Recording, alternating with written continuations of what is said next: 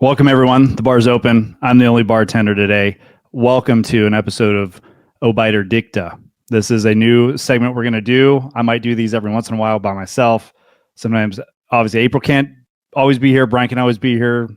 The sicknesses go around. So instead of not having something on a Thursday, which has happened before, we're going to do these short segments. So this is our first episode. I am going to actually do a response video, and that's probably what these will mostly be.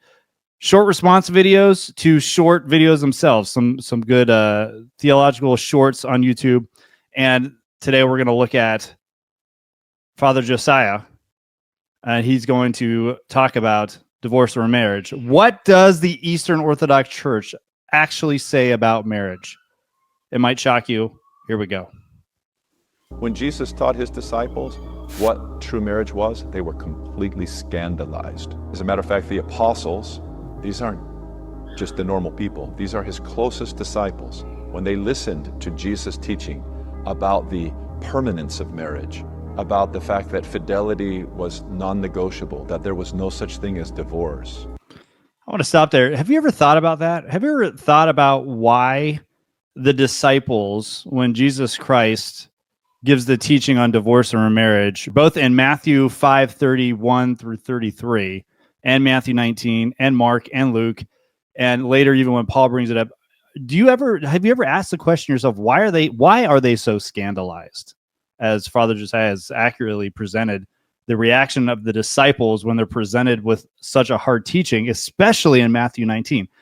I don't think we fully appreciate the amount of scandal or the amount of earth-shattering teaching that Christ was delivering to both the Pharisees in Matthew 19 and its disciples, both then and on the Sermon on the Mount in Matthew 5:31. And there is absolutely one reason, and Father Josiah is going to get into this. This is where the Protestant church has so many issues with divorce and remarriage. We have taken a institution that God has ordained from the beginning that is actually a sacrament meant to point to the picture of God marrying his people, and that God will never divorce or dissolve his covenant with his chosen people.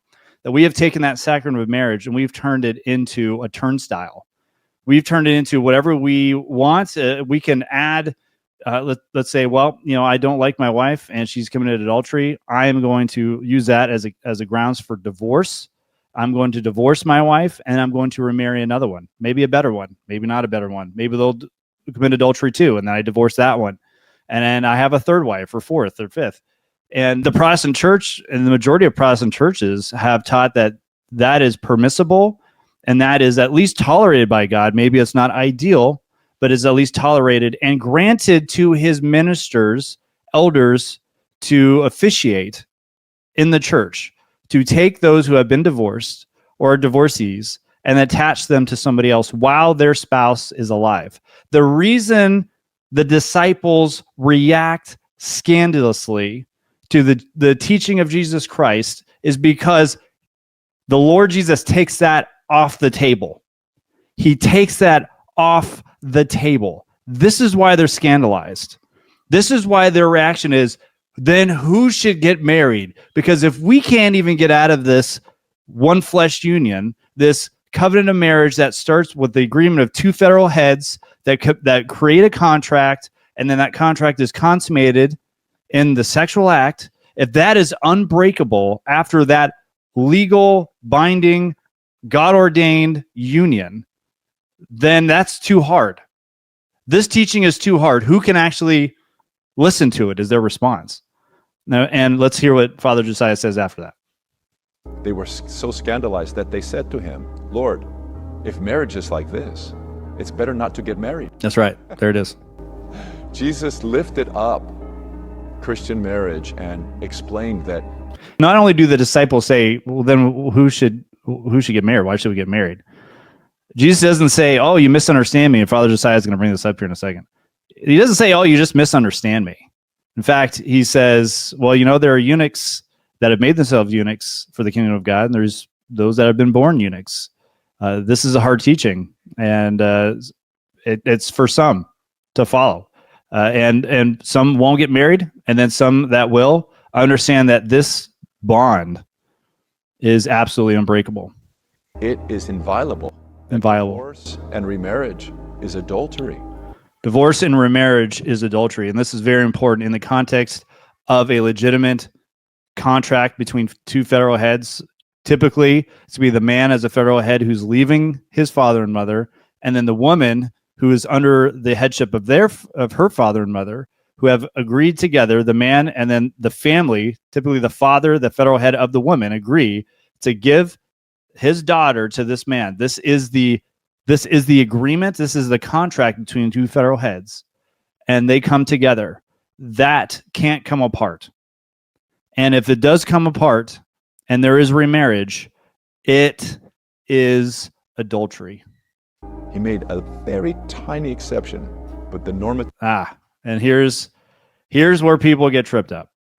Everything Father Josiah has said up to this point, absolutely right on the text, right on the point that Jesus is trying to get across. And he's going to very lightly point out the elephant in the room. He's going to say, Jesus makes this little exception clause. But other than that, and the question that everyone might be asking then is like, what is the exception clause? That is the little ground that everyone wants to stand on, that wants to push that there is an exception in divorce and remarriage to get remarried, and that is adultery after two individuals, a man and a woman, have come together in an official marriage. So really what I want to do real quickly is bring up what Father Josiah has just said, just quickly mention here, this little exception clause. And I want us to actually look at what Jesus is really saying.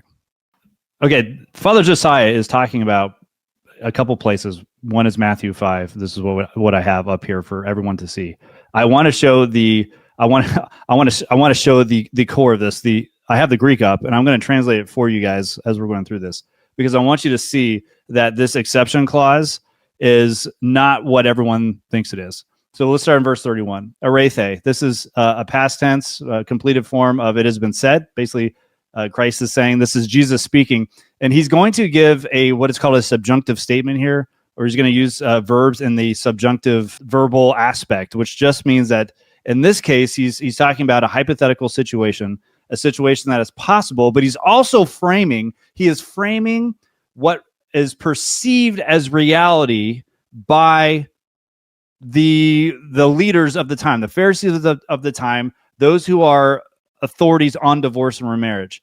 Jesus is going to paint that reality that they have about divorce and remarriage, and he's going to contrast it with actual reality, with what God actually wants and believes and is going to ordain from this moment on. So we have, it has been said, de arethe, that is, but it has been said. Has on apoluse. Has on apoluse is basically saying anyone who would, and this is the subjunctive. This is the idea of the possibility of anyone who would loose. Apoluse is just a word that means release from. It's both a preposition and a verb, apo, and then luo, apoluse, and it's in the subjunctive form. So if this were to happen, this is what it's been said, that anyone, if they are to loose what? To loose the woman of themselves, of them, their wives. It has been said that if someone has loosed their wives, and this is understood as the divorce loose, to release them from their federal protection, their contractual obligation. If anyone has loosed their wife and then gives them doto, this is an imperative saying that this is what both the law says you should do, and this is what Moses said you should do, this is what the fathers say you should do, and this is what the Pharisees say you should do. Give to her. Apostasion, that's the noun form of a writ of divorce. So it has been said, here's your Jesus is saying, look, here's your reality. This is what you think God is saying, that you could just divorce your wives, and all you got to do to be righteous, to be good, to just go along with your lives, thinking you're fine, and going marrying somebody else. All you got to do is give them a writ of divorce, because that allows the women to get married, and that's all that God is after. That's the heart of God. But Christ wants to say, no, your reality of the sacrament and the institution of marriage is completely false. It's completely false. Here's the reality. Jesus is going to give the actual reality that God intends and that God is putting forth at this very moment now. Verse 32, ego Dei. And again, we just had the but I say, this is the present active indicative form of to say, lego, but I say to you that pas is just a word for every, all, depending on the context. Anyone who looses, here we go, apoluon. This is a present active participle. Anyone that is loosing. It could be in this scenario. Again, Christ is going to bring up this possible hypothetical scenario. He's starting with this present active participle. However, he's trying to frame it. Look, you have this way of thinking about the law and God's character that you can just let your wives go for any reason. And notice that for any reason that you let your wives go in verse 31, there is no exception clause, because what has been said, you can release your wives for probably legitimate reasons in the betrothal period, or you can just lose your wife after the consummation and the contract has been made permanent, and you can just release your wives for whatever reason you want. But Jesus is saying, look, anyone that is loosing their wives. And then here's what Father Josiah is bringing up in this short, that video he's talking about. Parektos, this is the accept, or outside the bounds of, and that's important because this parektos, it is outside the bounds of a marriage between a man and a woman that God has ordained. So we'll get to why it's not just marriage isn't just between a man and a woman. That is actually that is true. There is no other possibility for two to become one flesh. But they still have to be the right man and the right woman.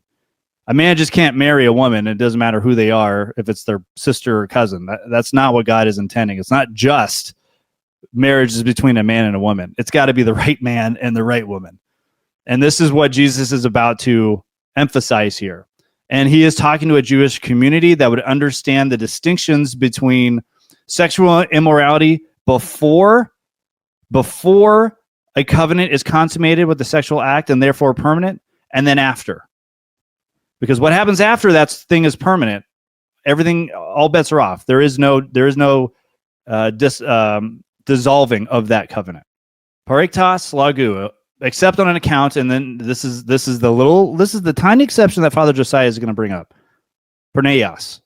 This is the porneia. This is the word that everybody's familiar with, even in our times, because men are addicted to porn. This is where this word porn comes from, the porneia, sexual immorality.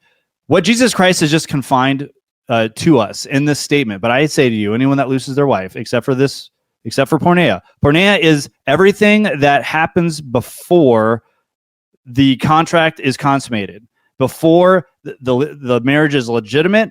It's either before the marriage is legitimate or it's an illegitimate union to begin with. For example, you go to Leviticus 17, it really lists out all of these unlawful, quote unquote, unions. Union between those of the same consanguinity, of the same bloodline, sister, brother, cousin. That is sexual immorality. That's incest. Marrying your stepmother or your stepmother marrying their stepson. All of these other unions that are absolutely abominations to the Lord because they're not life-giving. These are what Christ is talking about. So if someone comes in our midst who has married, let's make the worst case scenario. Let's say they married their sister. That marriage would not be valid. It is not based on any valid God-ordained institution of marriage. So it would be dissolved. That's porneia because it's just not legitimate. So he's not talking about those who are in a true unified contract covenant with one another that has been consummated and then agreed upon by really the elders or the community, the Jewish community in this case, or even in the church community, those that whatever is approved by the church, because the church would be approving marriages that are biblical. If it's not a biblical marriage, the church doesn't approve it. This is the exception that Father Josiah is talking about. Anyone that has an account of porneia, poie, autain, moikuthenai, causes anyone that releases their wife actually causes them to commit adultery. This is the mokei euthanae. This is why adultery, this verb right here, that's in the aorist passive, is not the same as porneia. Porneia in this verse in 32 is actually a noun. It's an accusative noun. It's porneios. Mokei euthanae is in the verb form. These are two different things. Porneia is not talking about, again, those that have been biblically married. If you met your wife or husband in high school and you guys courted for a while, and the man asked the dad, "Can I marry your daughter?" The dad says, "Yeah." They agree, and then they consummate, and there's a celebration. That's a biblical marriage. After that, there is no dissolving that. There is nothing takes that away, save death. Death is the only thing that dissolves it. While the spouse lives, if they separate and marry or join to another, it is adultery. What you have heard, what it has said, is that you can divorce for any reason. It could either be for porneia, or it could be for adultery after the consummating act. What Jesus is saying is no. And what's interesting in Matthew 5, this is right after Jesus has just described to us the actual full depths of what adultery is in our heart. That it's not just sleeping with another man's wife or with another man. That's not your husband. It actually goes a lot deeper. So now we got to ask the question, if Christ is actually saying that this exception clause is adultery, well, which one is it? Is it the hard wooden legal definition of adultery, or is it the definition he's just given us prior to this? You see how things get messy? And the Protestant church is actually taking the messy way and say, we're going to actually give a lot of avenues to get out of marriages that don't seem to be fair in our eyes. Now, maybe we'll let you now get a divorce for abandonment, whatever that means. We'll call someone, maybe a husband is addicted to pornography, and we're going to actually call that that's adultery. They're looking at other women, right? They didn't touch them, but that's adultery. And if they can't kick the habit, then that's biblical grounds for divorce and remarriage. That's not what Christ is saying. And when you look at the categories of what porneia falls into, it is little. It's tiny, because it's not fitting in the same frame as an actual biblical marriage. But it's not tiny in that porneia has a vast variety of meanings prior to a marriage being consummated. You can't get around it semantically, syntactically, and just the semantic domain of this word does not allow you to attach this to a biblical marriage that's already been established.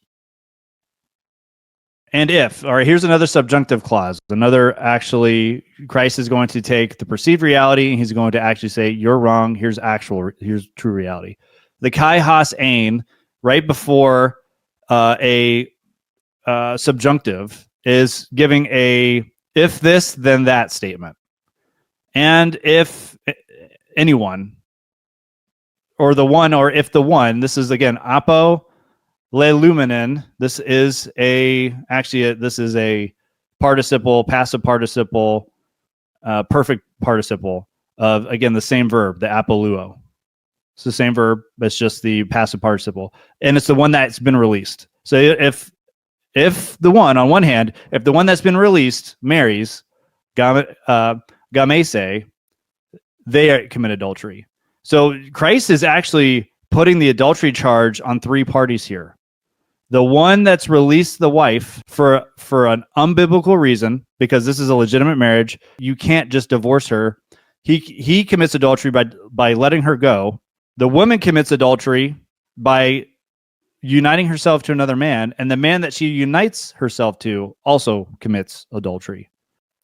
So when Jesus teaches this on the Mount, the Sermon on the Mount is what this is, or the Sermon on the Plain, depending on which gospel you're reading. Jesus is saying there is no grounds for divorce in a biblical marriage. Even if in a marriage, a spouse leaves the Christian even, and they're just gone. They had enough. They don't like this faith, or maybe they do go after another woman. They leave, they marry, they commit adultery by disconnecting themselves from their spouse and attaching them to another woman. But the Christian is called to peace, meaning that they don't, because they aren't going to get married to somebody else, because that would be adultery. They are going to find peace with God, and God is going to take care of them through the church. That's what God is saying.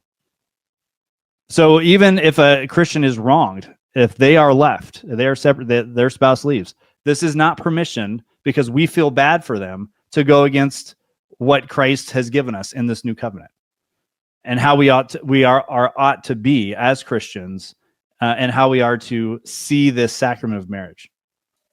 All right, let's go back to what Josiah said. Any exception, but the normative teaching of the church is divorce and remarriage. The normative teaching of the church, and he's absolutely right about this. This was not ambiguous in church history. In fact, they were way more stringent on if there was actually adultery found in Christian marriages. If the husband or wife were the ones being cheated on in the marriage, and they found out what their spouse was doing, but did not tell the elders or start the church discipline process, the church actually saw them as part of that adultery, even. Because adultery can't be in any marriage at any point for a Christian. Either having discovered somebody's infidelity and not doing anything about it, or thinking you can dissolve the union and go find another spouse. It's absolutely an abomination, would be abomination to the early church. And church discipline would be swift for those that think they can just get rid of a spouse that's even wronged them and unite themselves with somebody else. That is not how God ordained it. And just because Moses allowed the Jews to do that because of their hardness of heart, because of their wickedness, because if they couldn't get rid of their wives, they'd be murdering their wives most likely. That for a time God permitted that writ of divorce. That's why Jesus says, "You've heard it said, but I say to you." Like, Jesus is the light of God. He is the final word. God's not always going to be okay with this, and he's not.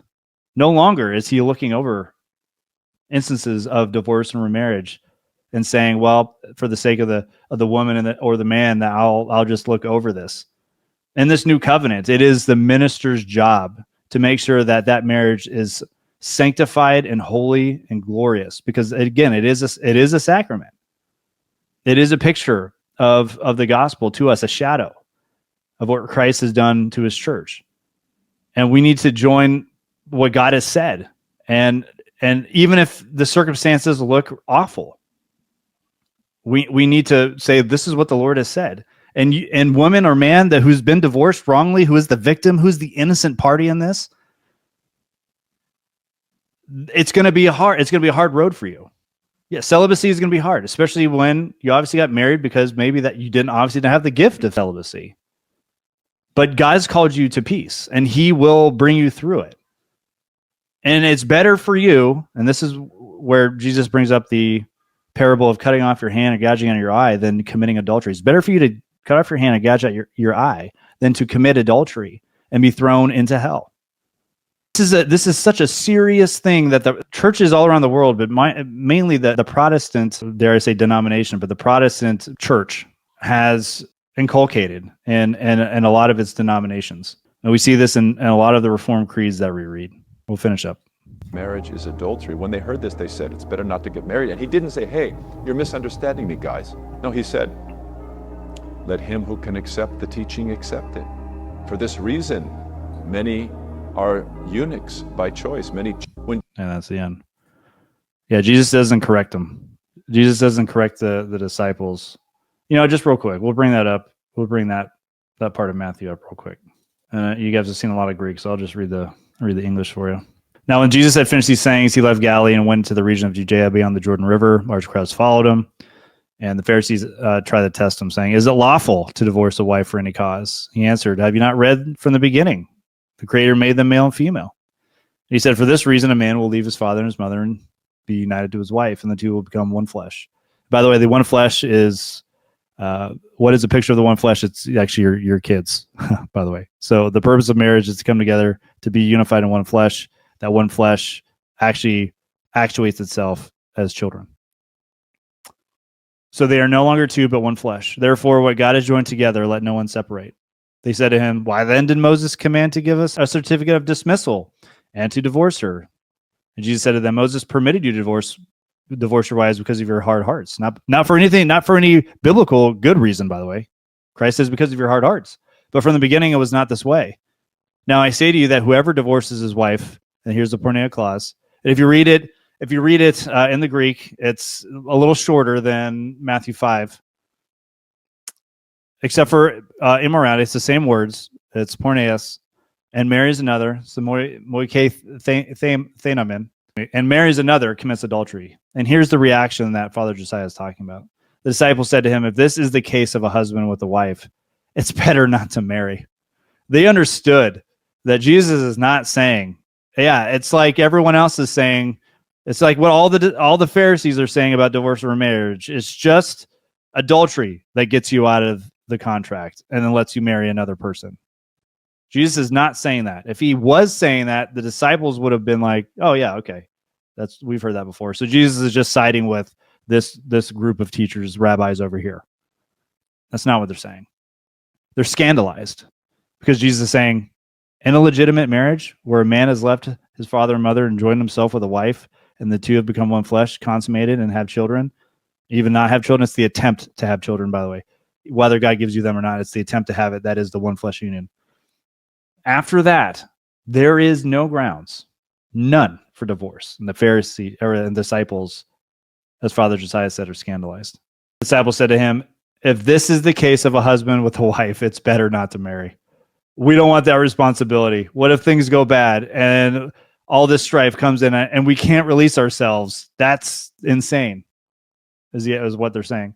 He said to them, not everyone can accept this statement, except those whom it has been given. For there are some eunuchs who were born that way from birth, and there are some eunuchs by others, and some who became eunuchs for the sake of the kingdom of heaven. The one who is able to accept this should accept it. That is the seriousness of marriage. God doesn't mess around. He never has. Even in Moses, even in the law, he doesn't mess around. He just looks over man's sin because of the hardness of heart. But the light of the world has come. The very image of God has given us the true teaching and the true intention of divorce and remarriage. This might have a lot of implications if you are a divorced and remarried person. Have I committed adultery? You have to come to that conclusion that you absolutely have. That's always the way forward in sin. And a lot of this might come off the wrong way. You might feel like you're being attacked. Maybe this is the last Beggars Canyon video you'll watch. But this is a serious sin. And this is something, if you're watching and is convicting you at another church, you need to go to your elders and confess this sin. Come before God. There is forgiveness in Christ. There's a lot of more implications from this as far as what do we do now if I've remarried and I'm having relations with this new husband? Is this continual adultery every time? Maybe we'll do that for another video. But we want to keep this short. It's already 30 minutes. Thanks for watching. Obiter Dicta. We'll see you next time. Peace.